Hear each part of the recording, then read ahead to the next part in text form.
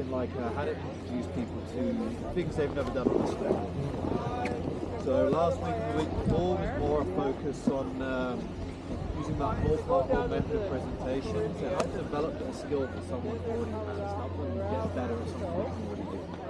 Whereas this is kind of introducing a new way of snowboarding, or a new idea of snowboarding. So we go back to that building block approach of that, of like the quick rope, for example, how we just make it nice step by step, increasing the difficulty. And that's kind of how I'm going to present this as well, introduction to carving. So I'll get straight onto it. I'll do like a good 15-20 minute presentation here of there are more ways to do this, but to be honest, I always do it this way because it's just the easiest way to help people get started. It's quite a nice linear building block. So without going too much into that, I'm just going to crack on with it. I'll talk about the questions at the end, and then maybe we'll get to people presented. And if anyone's got any teachers from the last few days that would like to see me present again in a different way, we can go through some of those as well. Maybe I'll save them for the afternoon so you guys have to be rested. But okay, so welcome everyone. Today's lesson, we all want to learn how to carve. Carving's a great thing to do. It's a really fun way of snowboarding. The foundation thing as well, so we're going to style or speed along flat sections. It's really useful practice to do that. So we're going to work on that today. And the way we do carving is basically relying on our snowboard more than we rely on our body. We're going to kind of, my snowboard now, resist the temptation to start turning the snowboard and letting it slide. More a case of thinking about how we can get the board up on its edge. And even here, if I just kind of move my board along while I'm just balancing on the edge, you kind of see I leave a nice tidy line, a little bit of a ledge in the snow. And if I keep moving my snowboard in this direction, you see that is not a straight line. Actually start to curve due to the way that the snowboard is built. So if we can develop the skill and the ability to just be able to balance on our snowboard's edge, the board will turn for us. So let's just strap our boards on. In fact, you guys can try that actually. Just strip that board on, get a feel for what it feels like to up the edge of the board. Just take note of how that board starts to turn.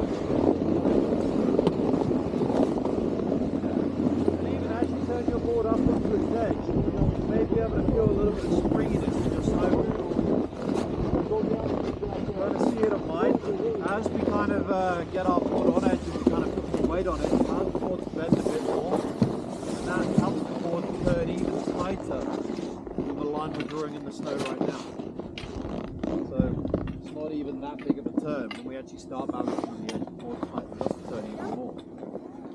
But let's just put our boards on real quick. Let's just have a little think while we're here about how we can balance on those edges.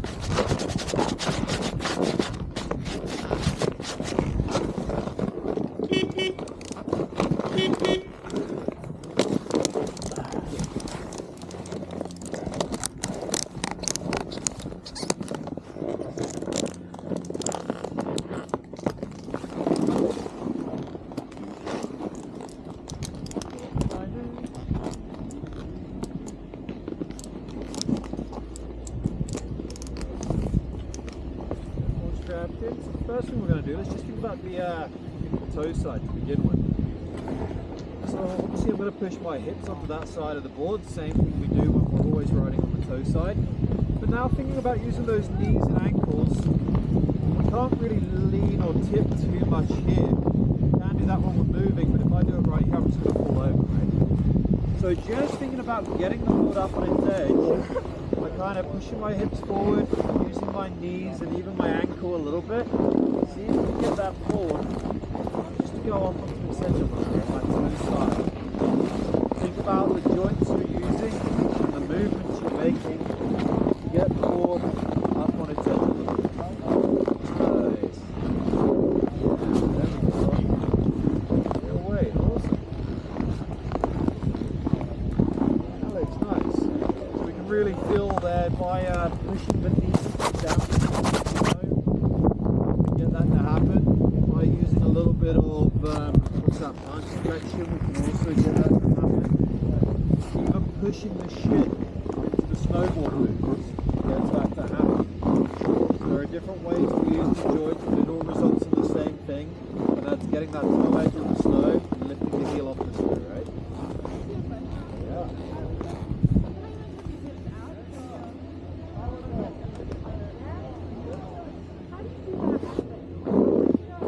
Just like that? Okay, you're like, how do you do that? Yeah. And it's kind of a weird thing. Sometimes it can be...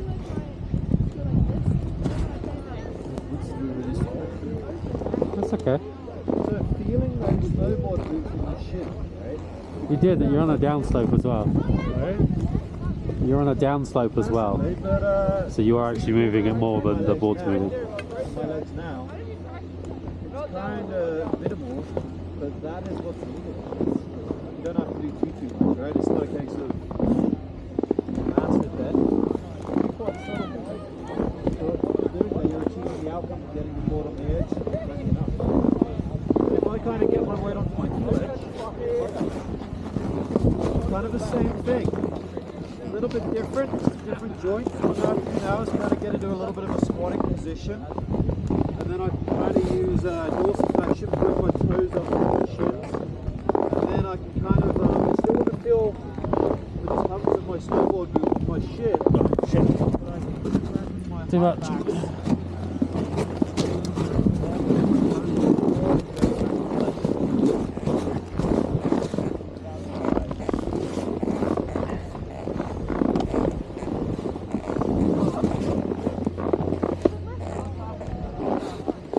It's definitely less. We haven't got as much. But that is why we've got high backs if we want to. We just want to be careful if we ever get to the point where our legs are locked out, then, you know, it's easy. And also what we do is we lock ourselves out. So it's a case of being nice and gentle, just rocking gently.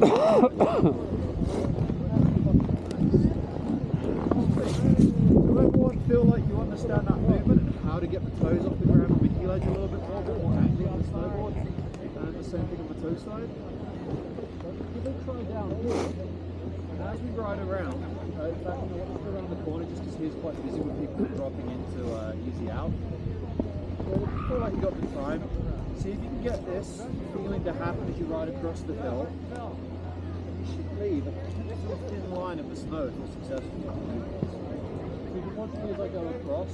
I'm going to start in a little bit of a slide, and I'm going to start doing more of the movement we just practiced, and I'll end up with a nice thin line behind my slide. Make sense?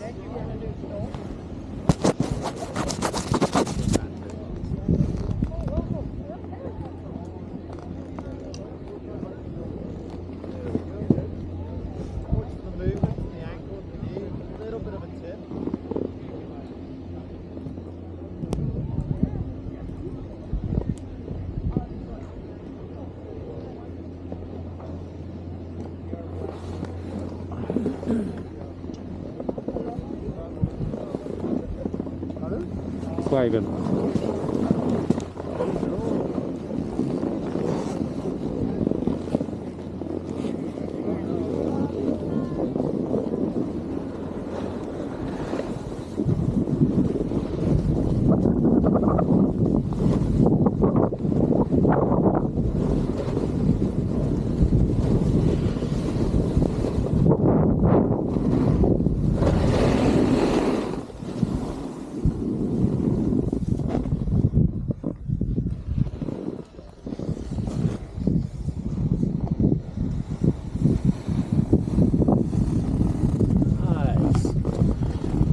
Everyone saw that pencil thin line I left, right? I didn't really get to see too much because of the flat light, but let's just practice some more of that. I'm going to go down kind of just to where the roller onto the next pitches down there on the left. Just try this back and forth on both edges as we go down towards the where I said to stop. I'll be stopping there anyway, so you know where to stop. Be wary of people, it's a busy day. All the Americans are up for President's Week, and we all know common sense doesn't exist in that country. So. That sounds like you read that on the script. Yeah.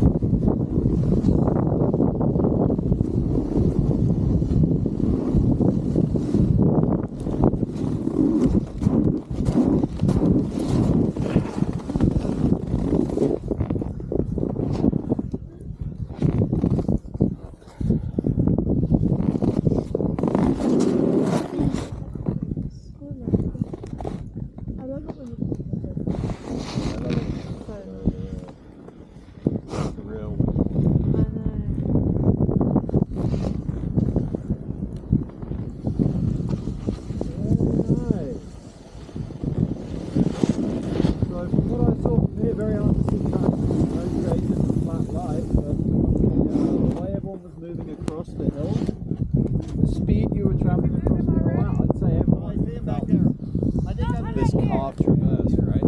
What's the word you use to describe the feeling of this carved rather than sliding down the hill? Is that sorry?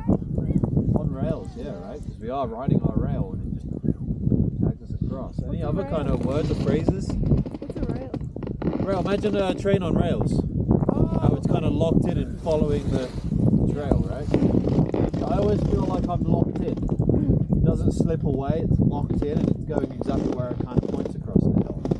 So, you know, with that, I know when I'm carving and when I'm not carving from the sensation I get from my snowboard. So let's work on that sensation a little bit more. We're going to keep doing the same thing, moving across the hill, backward and forward. On the way down here, try and do it going really slow. Then maybe also try it going a little bit faster than you just did it then. So we're just playing around with, is it easy going slow? But you know, a little bit more friendly and not as scary. But then is it more difficult going fast? But again, is it more scary or less scary? So just play around with it a little bit. We'll add more speed, take some speed away. And despite the speed you're traveling, faster or slower, try and feel that feeling of being on rails or locked in, or however you best describe that feeling in your own mind, okay?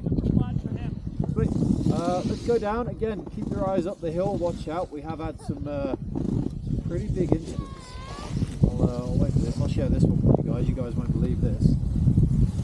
Yesterday we heard in the morning meeting there was a ski instructor with a trail of children behind them, like we always do. And they were going down highway. And a older skier, so frustrated, started hitting one of the children with a pole. Oh my god. Why? Because they felt boxed in. They could have just stopped and let them just get past them, They right? hit a child. Yeah, because the ski instructor was being quite clever and using the side of the trail to, you know, keep most of it open for the public. But this individual was stuck between that group of the trees. So rather than just stop and let the group get ahead or something, or just try and find a gap and zip back out into the open, decided to hit a child with a ski pole. Oh my god. That's the kind of idiocracy we're dealing with on weeks where it's like this. You get some people that are very entitled. We may run into one. It's, you know, there's a lot of people who just think they own the world, right? So just be cautious of people around today. Definitely. That's one of many different things that have happened so far this week. It's been crazy this week. But anyway, on a happier note, let's do some carving.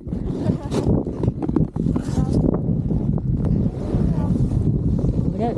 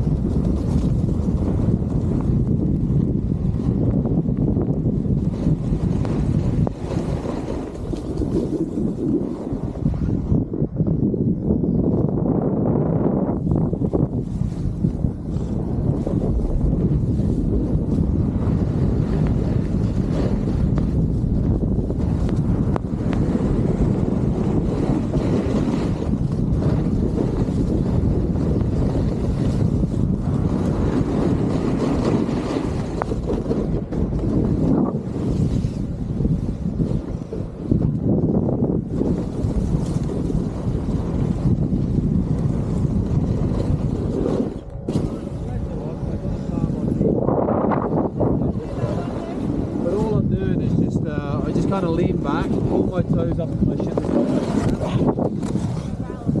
Yeah. Kind of keep your body on the hill, so that way as you feel like you're falling back, you fall on top of your snowboard rather than passing.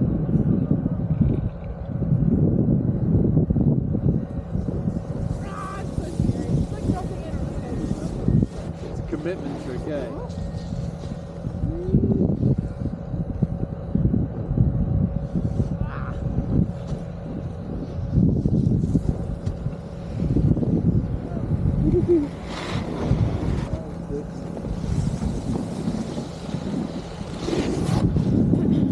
Nice. Okay, who tried it going faster?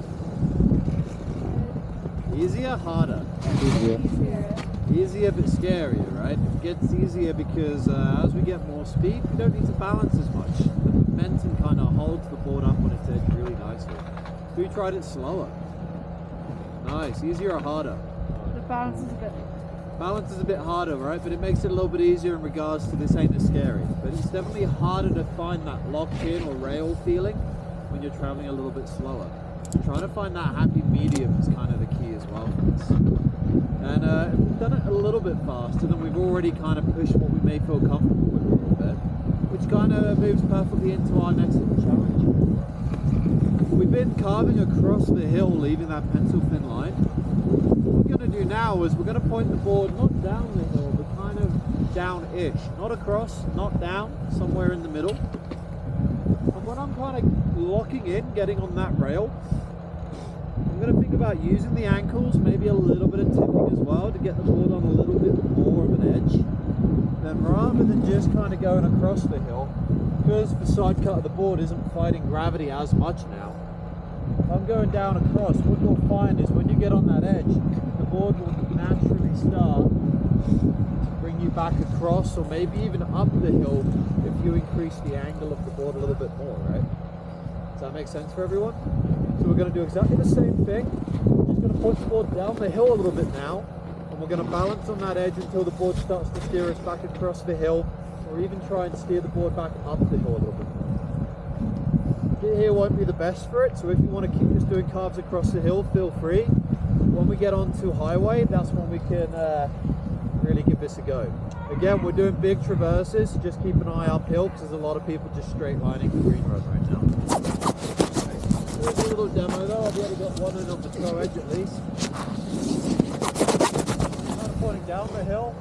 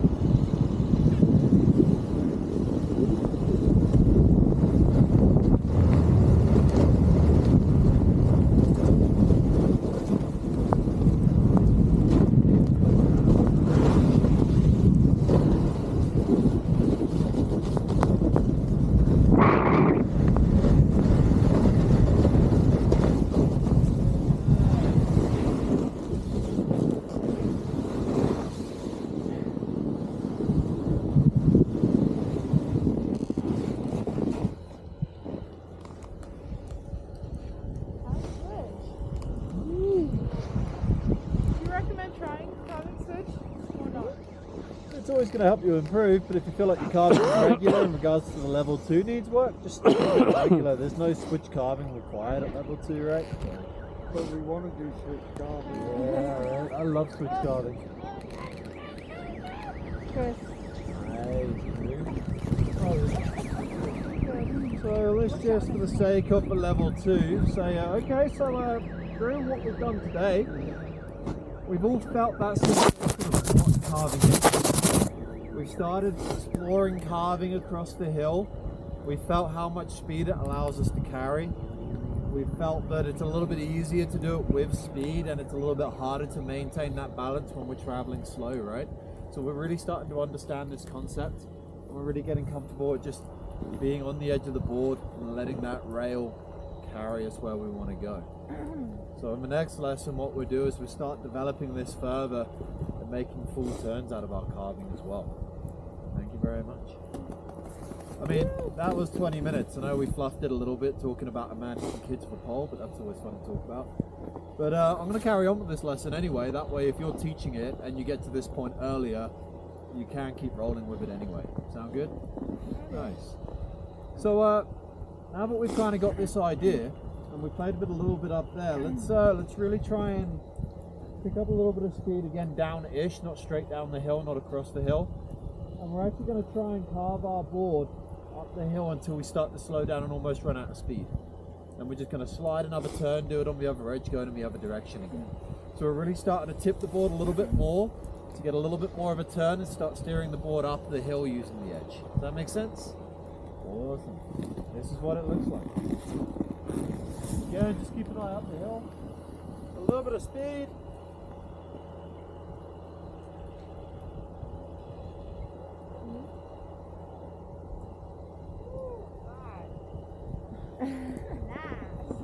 He keeps talking about what you said about him, how he looks like the chicken from...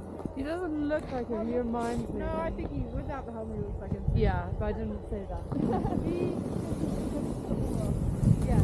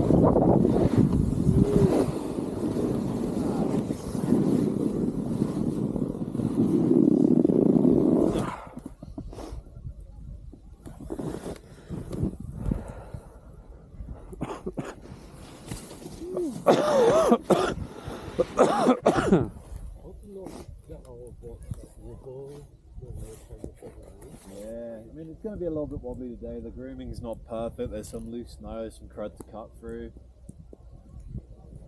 You can still feel and see more or less when it's carved, when it's a slide. Yeah. Oh, you can tell me. Oh, ask me now. So, when I go up the hillside, Yeah.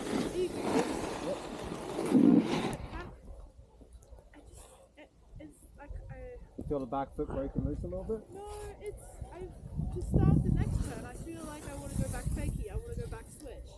Oh yeah, that's just the result of this, right? It's a weird thing because you're going up, and then because you are going up, you're going to want to come switch. So I just pivot the board around, turn around, Oh, okay. same thing the other way. But yeah, you demoed that. I just don't get the demo. Well, I don't get how I meant to demo. Like, because I'm going up. Don't think about anything else other than the result of turning up. And then how are you going to point your front foot down the hill again to do it in the other direction? That's it. There you go. But with speed, it's okay. Well, there is no speed, right? Because you've gone up the hill and you've almost stopped. Okay. And then you just turn the board around, do it in the other direction. Okay. Yeah. So that was really good. And the reason I like that little task is because we tip quite a bit when we get some speed, right? Because we can be on the inside of our turn. But as we start to pull the board up the hill and we start to slow down, And Kieran did a really nice example of this. What happens if you're still tipping over too much? Oh, you just go. You just fall over because the momentum's not there to hold you up anymore, right? So as you start to slow down, your body comes more on top of the board, but you're still holding that edge kind of by using the lower joints. So as the speed disappears, we rely less on the leaning and more in the joints, the lower joints, the ankle, the knee. And then as speed picks up, although we're still using them, we can add in a little bit of tipping to get a little bit more edge angle. Everyone was doing that. It was really good to see.